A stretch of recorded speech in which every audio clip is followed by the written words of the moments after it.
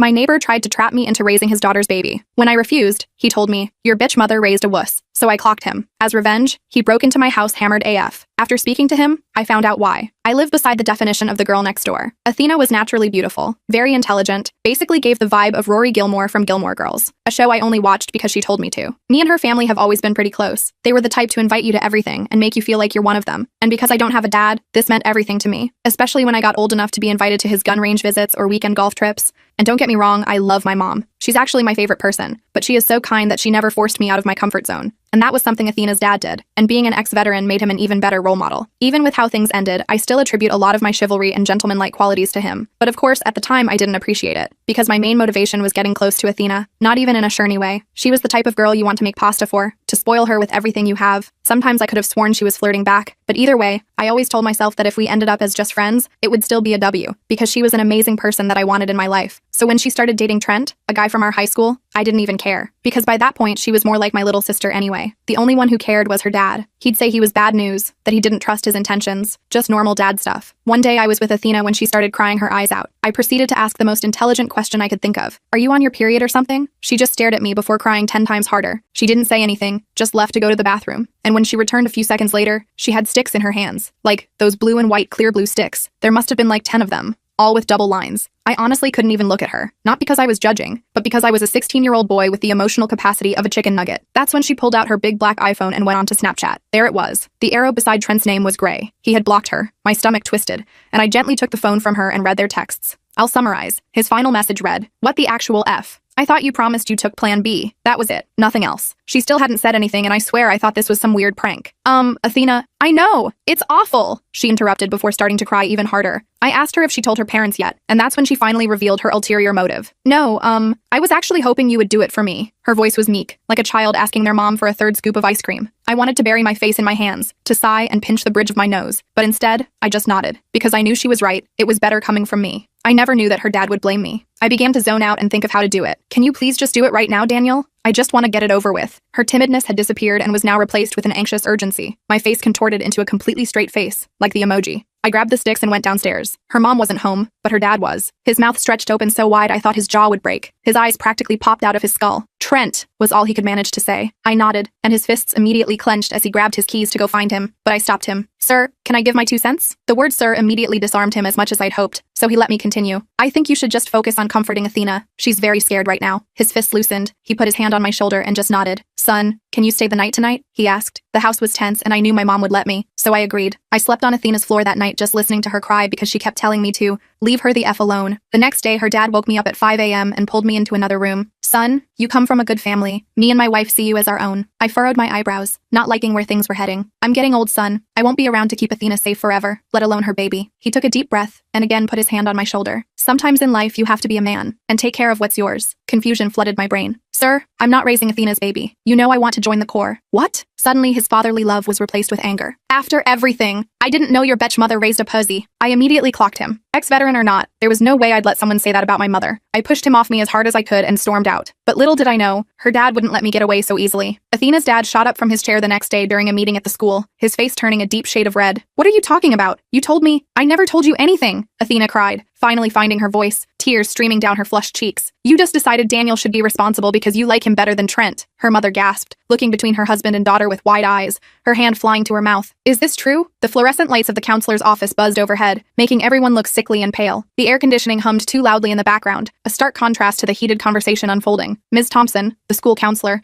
maintained her composure, though I could see the shock in her eyes. "Mr. Collins, did you knowingly spread false information about Daniel?" Athena's dad ignored the question, pointing at me instead, his finger trembling with rage. "This boy has been like a son to me for years. I taught him everything he knows about being a man, and when my daughter needed someone to step up, she needed her father to support her." My mom interrupted, her voice steady but firm, her eyes blazing with protective fury. "Not to manipulate a 16-year-old boy into taking responsibility for someone else's actions." The meeting dissolved into chaos after that. Athena's mom was horrified, learning for the first time that her husband had been pressuring their daughter to lie. Ms. Thompson tried to mediate, but Athena's dad stormed out, slamming the door behind him so hard the windows rattled. The plastic chairs in the counselor's office squeaked as people shifted uncomfortably. The tension in the room was so thick you could almost touch it, hanging in the air like an invisible fog that made it hard to breathe. I thought that would be the end of it. The truth was out. Ms. Thompson promised to help clear my name in the community. Athena apologized tearfully, explaining how her dad had convinced her that pinning it on me was For the best, since Trent had abandoned her. But I was wrong. Things were about to get much worse. The next morning, I woke up to my mom shaking me frantically, the early sunlight streaming through my blinds. Daniel, get up. We have a problem. I rubbed my eyes, confused by the urgency in her voice. What's going on? She handed me her phone, her lips pressed into a thin line. On the screen was a social media post from Athena's dad. Disappointed to learn the young man I mentored for years has been spreading lies about my family to cover his tracks. Some people will do anything to avoid responsibility. The truth will come out. My stomach dropped like a stone. He was doubling down. There's more, Mom said grimly. Check your phone. I had dozens of messages from classmates, sharing screenshots of posts Athena's dad had made in neighborhood groups. He was telling everyone that I had manipulated his daughter into lying to protect me, that I had brainwashed her because I was afraid of responsibility. The bright screen of my phone illuminated my face in the dim morning light of my bedroom. Each notification sound made me flinch as more and more messages poured in, each one worse than the last. The familiar comfort of my room now felt like it was closing in on me. This is insane, I muttered, scrolling through the messages, my hands shaking slightly. Some people were defending me, but many more seemed to believe him. After all, he was a respected veteran and community member. I was just a kid. When I got to school, the whispers followed me everywhere. Even teachers who had seemed sympathetic before now looked at me with suspicion. Had I somehow manipulated Athena? Was I the bad guy here? The hallways felt longer, the stairs more intense, as if everyone was dissecting my every move. The squeaking of sneakers on the linoleum floors seemed unnaturally loud as I walked to my locker. Conversations would stop when I approached, only to resume in hushed tones once I passed. The familiar school smells of floor cleaner and cafeteria food now made me feel nauseated. Lunch was the worst. I sat alone, picking at my food, the cafeteria noise seeming to fade away as I retreated into my thoughts. Then Zane, one of Trent's friends, approached my table, his swagger unmistakable. So you're the one trying to pin Athena's baby on Trent? He asked loudly enough for nearby tables to hear, his voice dripping with contempt. That's not what happened, I said, keeping my voice low, fighting the urge to stand up. Trent is the actual father. He blocked Athena on everything when she told him she was pregnant. Zane laughed, a harsh sound that drew more attention our way. Yeah, because she was trying to trap him with some other dude's baby. Everyone knows you two had a thing. The plastic fork in my hand bent under the pressure of my grip. The smell of overcooked cafeteria food turned my stomach as I tried to maintain my composure. Around us, other students pretended not to listen while clearly hanging on every word. We never did, I insisted, feeling my face heat up as nearby conversations quieted. We were just friends. That's not what her dad is saying. He smirked, crossing his arms. I stood up, abandoning my lunch. Her dad is lying. As I walked away, I heard Zane call after me. Coward! The word hung in the air, following me down the hallway. It took everything in me not to turn around and punch him like I had Athena's dad, but that would only make things worse. After school, I found my locker vandalized with the word liar scratched into the metal. The jagged letters caught the fluorescent hallway lights, making them seem to glow accusingly. My fingers traced the scratches, feeling the sharp edges where someone had dug deep into the paint. I reported it to the principal, but he just sighed and said, "These situations are always complicated, Daniel. Try to stay out of drama." His dismissive tone made it clear whose side he was on. When I got home, Mom was on the phone, her expression grim. When she hung up, she looked exhausted, the lines around her eyes more pronounced than usual. "That was my boss," she said, running a hand through her hair. "Apparently, Athena's father called him today, saying I was raising a son with no moral compass who refuses to take responsibility for his actions. I felt sick, guilt washing over me even though I'd done nothing wrong. What did your boss say? He told me to handle my personal issues outside of work." She sighed, rubbing her temples. "Daniel, this is getting out of hand." The kitchen clock ticked loudly in the silence that followed. Through the window, I could see Athena's house across the yard, the place that had once felt like a second home now looking foreign and threatening. "I know. I'm sorry," I said, the weight of it all pressing down on me. She hugged me tight, her familiar scent comforting. "This isn't your fault, but we need to figure out how to stop this before it gets worse." That night, I got a text from an unknown number. "It's Athena. New phone. Can we meet somewhere private? I need to talk to you." I was hesitant, but agreed to meet her at the library the next day after school. It was public enough to be safe, but quiet enough for a private conversation. When I arrived, Athena was already there, sitting at a table in the back corner. She looked terrible, pale, with dark circles under her eyes, her usually shiny hair pulled back in a messy ponytail. "My dad took my phone," she said as I sat down, her voice barely above a whisper. "This is my mom's old one. She gave it to me secretly." The library smelled of old books and furniture polish. Around us, students hunched over textbooks or whispered in small groups. The soft yellow light from the reading lamps created small pools of brightness in the otherwise dim corner where we sat. "Are you okay?" I asked, genuinely concerned despite everything. She shook her head, tears welling in her eyes. "He's out of control. After the meeting with Ms. Thompson, he was so angry. He's convinced himself that you manipulated me into lying." She lowered her voice even further, leaning across the table. "My mom and I are staying at my aunt's house. She doesn't believe him either." Relief washed over me. At least Athena and her mom knew the truth. "He's telling everyone I'm mentally unstable because of pregnancy hormones," she continued, twisting a tissue between her fingers. "That I don't know what I'm saying. He even—" She trailed off, looking down at the wooden table. "What?" I prompted, dread building in my chest. "He's trying to get a lawyer to file for paternity testing. He says once they prove you're the father, you'll have to pay child support." My blood ran cold, the library suddenly feeling too warm. "But I'm not the father. The test will show that." "I know, but he doesn't care. He just wants to drag your name through the mud as much as possible before then." She wiped her eyes with the crumpled tissue. "I'm so sorry, Daniel. This is all my fault." The wooden chair creaked beneath me as I shifted uncomfortably. A librarian pushed a cart of books nearby,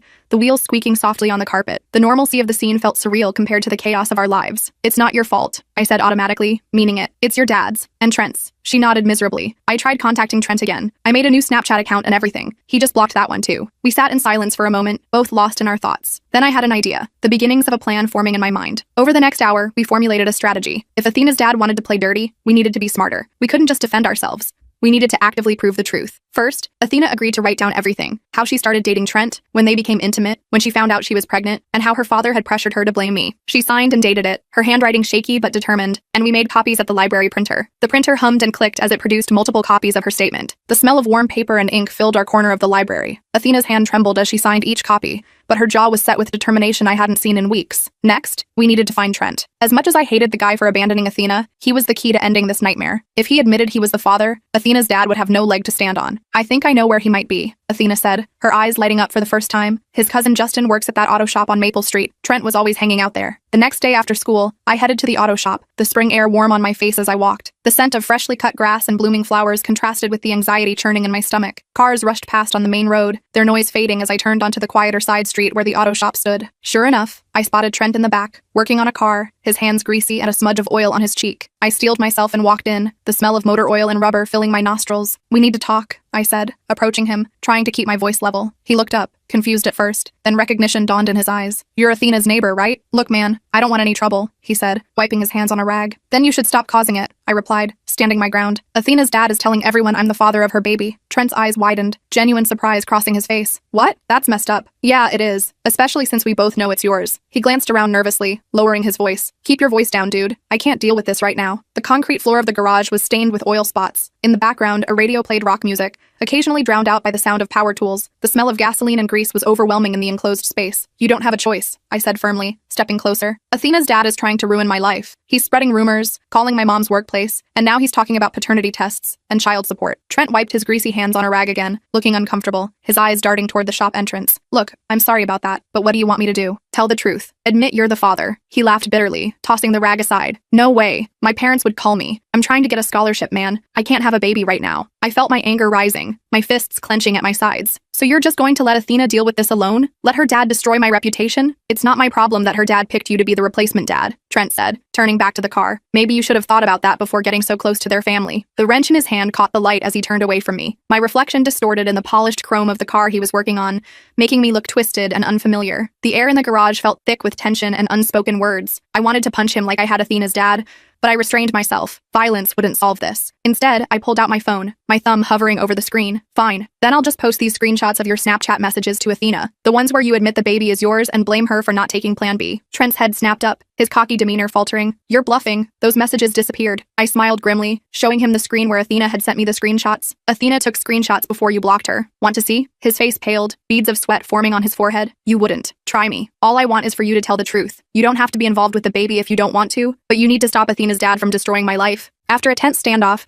Trent agreed to record a video statement admitting he was the father. He looked miserable doing it, his voice monotone and his eyes avoiding the camera, but I didn't care. This wasn't about him or his feelings. It was about clearing my name. With the video secured on my phone, I felt a weight lift off my shoulders, but my relief was short-lived. When I got home, Mom was waiting for me with a serious expression, her work clothes still on, and her purse beside her on the couch. "Daniel, Athena's father came by the house today. He left this." She handed me an official-looking envelope, the paper thick and expensive. Inside was a letter from a lawyer, demanding a paternity test and threatening legal action for defamation of character and emotional distress caused to the Collins family. The paper felt heavy in my hands, the formal legal language swimming before my eyes. Our living room, usually a place of comfort, now felt invaded by the threat contained in that envelope. The ticking of the wall clock seemed louder than usual in the tense silence. "He's suing us?" I asked incredulously, my voice cracking. "He's threatening to," Mom corrected, her calm demeanor reassuring. "But this is just intimidation. He knows he doesn't have a case." I showed her the video from Trent and Athena's written statement. She looked relieved but still worried, her brow furrowed as she watched the video. "This might not be enough," she said. "He seems determined to destroy your reputation regardless of the facts." She was right. The next day at school, I overheard two teachers discussing how that poor Collins girl was being manipulated by that troubled boy next door. The rumors had evolved. Now I wasn't just a deadbeat dad, but a manipulative liar forcing Athena to cover for me. Their voices carried from the teacher's lounge as I passed by, the door slightly ajar. The smell of coffee and microwave of popcorn wafted into the hallway as I froze, unable to move as I heard them discussing me as if I were some kind of criminal mastermind instead of a confused teenager. Things came to a head that weekend. Mom and I were grocery shopping when we ran into Athena's dad in the produce section. He looked unshaven, with dark circles under his eyes and rumpled clothes. When he saw us, his expression hardened, his jaw clenching visibly. "You," he said, pointing at me, his voice carrying through the store. "You turned my daughter against me." Mom stepped in front of me protectively, her shopping basket still in hand. "That's enough. Leave my son alone. Your son is a coward who won't take responsibility." He spat, his finger still pointing accusingly. People were starting to stare, an elderly woman with a cart pausing to watch the confrontation. I felt my face burning with embarrassment and anger, my hands trembling slightly. The bright fluorescent lights of the grocery store made everything seem harsh and exposed. The cold air from the refrigerated produce cases raised goosebumps on my arms. The smell of fresh fruits and vegetables mixed with the tension in the air, creating a surreal sensory experience. "The only one not taking responsibility is Trent," I said, keeping my voice steady. "And you, for spreading lies about me." His face contorted with rage, a vein pulsing in his forehead. "You ungrateful little—" "Mr. Collins," a firm voice interrupted. We turned to see Mrs. Patel, the community center director, standing there with her shopping cart. "I think you need to calm down. This doesn't concern you," he growled, his attention momentarily diverted. "When you're harassing a minor in public, it concerns me," she replied calmly. "And as the director of the community center, it concerns me when a respected member of our community is spreading harmful rumors." Athena's dad looked around, suddenly aware of the audience they'd attracted, the whispers starting to circulate. Without another word, he abandoned his cart and stormed out of the store, the automatic doors barely opening in time. Mrs. Patel turned to us. "Are you both all right?" Mom nodded, still shaken. "Thank you for stepping in. This has gone far enough," Mrs. Patel said, her dark eyes concerned. "I've been hearing the rumors, and I've spoken with several neighbors who are concerned about Mr. Collins's behavior. I think it's time we address this as a community." She proposed a community meeting at the center, a chance for the truth to come out in a controlled, mediated environment. Mom and I agreed immediately, hope flickering for the first time in weeks. The meeting was set for the following Friday evening. All week, I was a bundle of nerves. What if no one believed us? What if Athena's dad convinced everyone I was the villain? The questions circled in my mind, keeping me awake at night. Each night I tossed and turned in bed, the sheets tangling around my legs as I replayed worst-case scenarios in my head. The digital clock on my nightstand seemed to move in slow motion, marking each sleepless hour with its red glow. When Friday came, I was surprised by the turnout. It seemed like half the neighborhood was there, sitting in folding chairs in the community center's main room. Mrs. Patel had arranged for a local counselor, Dr. Baker, to facilitate the discussion. Athena was there with her mother, sitting near the front, both looking nervous but determined. Her dad arrived late, looking defiant, his chin raised as he took a seat in the back. I sat with Mom, trying to appear calmer than I felt, my leg bouncing nervously under the chair. The community center smelled of floor polish and coffee from the refreshment table in the corner. The metal folding chairs creaked whenever someone shifted their weight. Overhead, fluorescent lights hummed softly, casting everyone in an unflattering glow that made the tension in the room even more apparent. Dr. Baker started by explaining that they were there to address concerning rumors that were affecting multiple families in the community. She established ground rules: no interrupting, no personal attacks, everyone would have a chance to speak. The room was silent, the tension palpable. Athena went first. With trembling hands but a steady voice, she told the whole story, dating Trent, finding out she was pregnant, his abandonment, and her father's pressure to blame me instead. "Daniel has been my friend for years," she concluded, her voice gaining strength. "Nothing more. My dad couldn't accept that Trent was the father because he hated him. He thought if everyone believed it was Daniel's baby, Daniel would be forced to step up and be there for me and the baby." Her voice echoed slightly in the quiet room. A ceiling fan spun lazily overhead, creating a soft background noise that contrasted with the intensity of her words. The small bump of her pregnancy was visible beneath her loose sweater, a physical reminder of what was at stake. Her dad tried to interrupt several times, but Dr. Baker firmly reminded him of the ground rules, her hand raised to stop his outbursts. When it was my turn, I shared my side. How I'd been there for Athena as a friend, how her dad had tried to pressure me into taking responsibility, and how he'd spread rumors when I refused. My voice shook at first but grew stronger as I continued. "I have evidence," I said, pulling out my phone. "Trent admitted on video that he's the father, and I have screenshots of their conversations before he blocked her." Dr. Baker took my phone and connected it to the projector. The room watched in silence as Trent's confession played on the screen, followed by the damning Snapchat messages. A collective murmur went through the crowd when they saw Trent's words about Plan B. The projector hummed loudly in the silent room, casting a blue-white glow over everyone's faces. The image of Trent's reluctant confession was magnified on the wall, his discomfort visible to everyone. Some people shifted uncomfortably in their seats, the metal chairs squeaking in the silence. When it was Athena's dad's turn to speak, he looked around the room, seeing the judgment in people's eyes. For a moment, I thought he might apologize or at least admit the truth. Instead, he stood up and pointed at me, his finger trembling. "This boy manipulated my daughter. He turned her against me.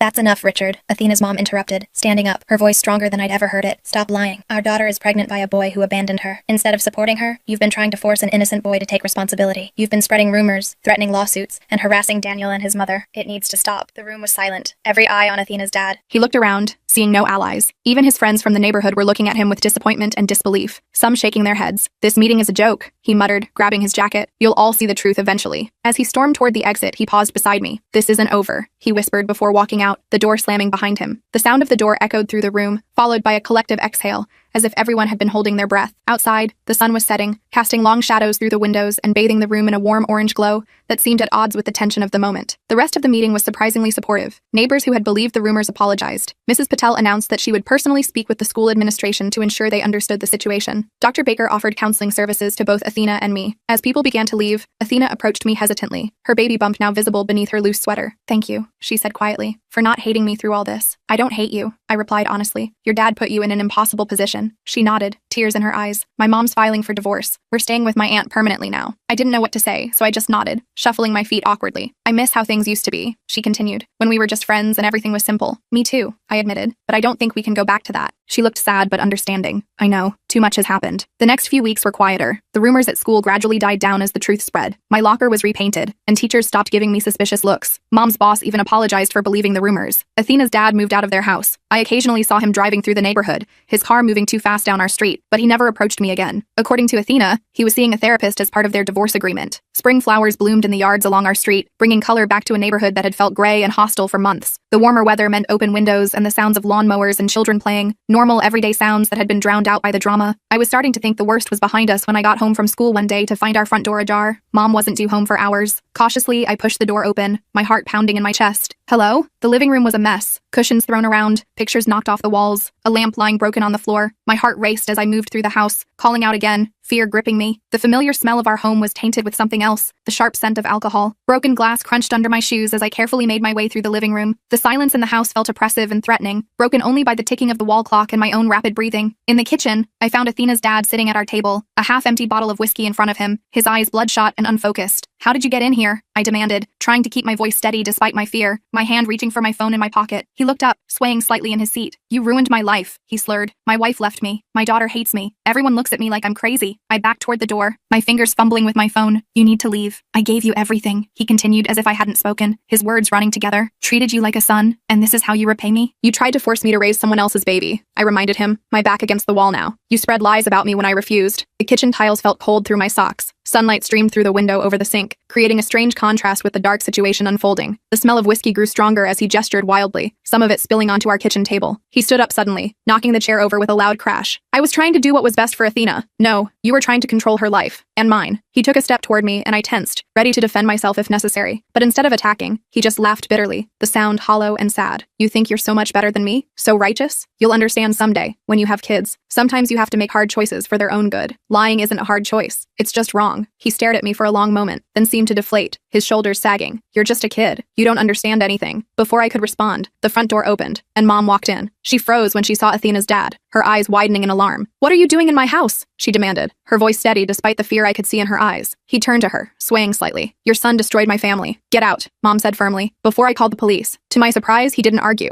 He just grabbed his bottle and brushed past her, muttering under his breath, the screen door slamming behind him. The sudden silence after he left was deafening. The house smelled of his whiskey and sweat, an intrusion that lingered even after he was gone. Outside, birds chirped normally, oblivious to the drama that had just unfolded inside our home. Once he was gone, Mom locked the door and turned to me, her hands shaking slightly. "Are you okay? Did he hurt you?" I shook my head. "No, he just broke in and started rambling. I think he's hammered." She pulled out her phone. "I'm calling the police. Breaking and entering is a crime." I hesitated, memories flashing through my mind. His hand on my shoulder at the GN range, teaching me to swing a golf club. The pride in his eyes when I fixed my first flat tire. "Do we have to?" Mom looked at me with understanding, her expression softening. "Daniel, I know you cared about him, but his behavior has become dangerous. We need to protect ourselves." She was right. As much as it hurt, Athena's dad had crossed too many lines. The man who had been like a father to me was gone, replaced by someone I no longer recognized. The police came and took our statement, the officers' radios crackling in our living room. They found Athena's dad at his apartment and arrested him for breaking and entering. When they searched his car, they found a notebook filled with rambling entries about me, Athena, and his plans to expose the truth. The next day, Athena called me, crying. "I'm so sorry about my dad. Mom and I had no idea he would do something like this. It's not your fault,"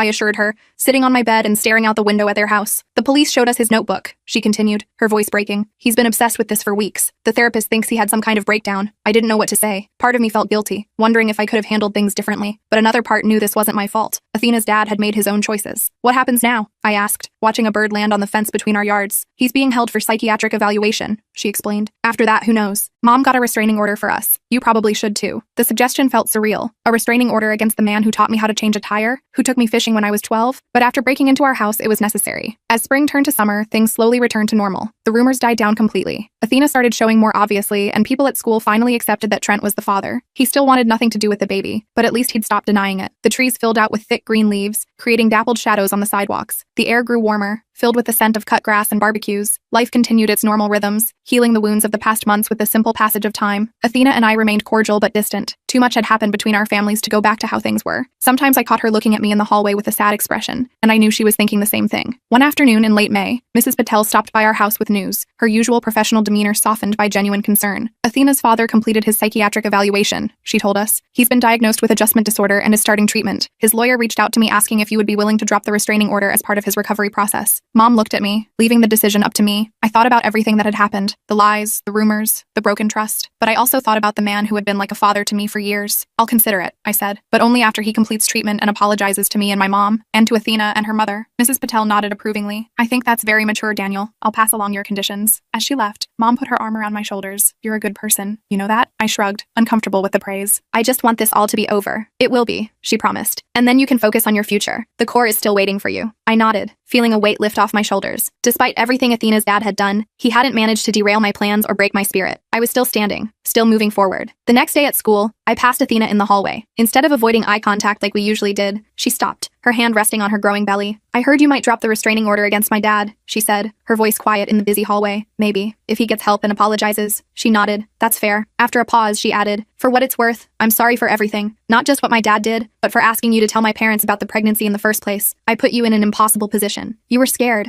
I said simply. I understand that. Still, you've been a better friend to me than I deserved. As we stood there awkwardly, I realized something. Despite all the pain and drama, I didn't regret being there for Athena when she needed someone. That's what friends do. They show up, even when it's hard. Good luck with everything, I said, with the baby and all. She gave me a small smile, the first genuine one I'd seen in months. Thanks. Good luck with the core. As I watched her walk away, I felt a sense of closure. The girl next door would always be a part of my life story, but our chapters together were ending. It was time for both of us to start new ones.